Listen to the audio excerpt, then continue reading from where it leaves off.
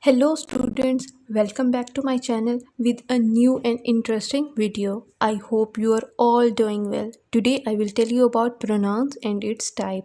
By the end of this video, you will know how to identify pronouns, their different types, and even how to use them like a pro. We will cover personal pronouns, possessive pronouns, and much more. So grab your pen, get comfortable, and let's get started. Make sure to watch this video till end. Have you ever thought about how often you use pronouns without realizing it? Try speaking for 30 seconds without using words like he, she, it, or they. Sounds difficult, right? So let's see what are pronouns and its different types. So first let's clarify what are pronouns. A pronoun is a word used in place of a noun to avoid repetition and make sentences smoother. They can refer to person, objects, places or even ideas. Pronouns make our communication clear, more natural and less repetitive. We use them every day without even realizing it. For example, instead of saying John went to the market because John wanted to buy fruits, we say John went to the market because he wanted to buy fruits. Pronouns can be classified into several types, each serving a unique purpose in language. Here are the types of pronouns. First, personal pronouns, possessive pronouns, reflexive pronouns, demonstrative pronouns, indefinite pronouns, relative pronouns, interrogative pronouns, reciprocal pronouns, intensive pronouns, distributive pronouns. Now, let's see the first kind of pronouns, which are personal pronouns. These pronouns are used to refer to specific persons or things. They are divided into subject pronouns, used as the subject of a sentence, like I, you, he, she, it, we, and they, and object pronouns used as the object of a sentence like me, you, him, her, it, us, and them. And here are some examples.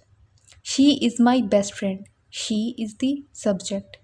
John invited them to the party. Them is the object. Possessive pronouns.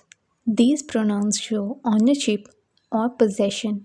They include mine, yours, his, its, their, etc. And here are some examples. This book is mine. That house is theirs. Now let's see what are reflexive pronouns. These pronouns reflect back on the subject and are formed by adding self or selves to personal pronouns like myself, yourself, himself, herself, itself, ourself, yourselves, themselves. And here are some examples. I hurt myself while playing. They prepare the meal themselves. Now let's see what are demonstrative pronouns. These pronouns are used to point out specific things. They include this, that, these, and those. And here are some examples. This is my car. This refers to something nearby. While those are my shoes. Those refers to something further away. Now let's see what are indefinite pronouns. These pronouns refer to non specific people or things. They include someone, somebody, no one, nobody, each, either, neither, all, some, few, many, several, and none. And here are some examples. Someone left their bag here. Many attended the seminar. None of the students failed the exam. Now let's see what are relative pronouns. These pronouns introduce relative clauses and connect them to the main sentence. They include who, whom, whose, which, and that. And here are some examples. The girl who won the race is my friend. This is the book that I was talking about.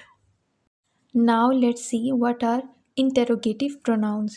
These pronouns are used to ask questions. They include who, whom, whose, which, and what. and the sentence ends with question mark.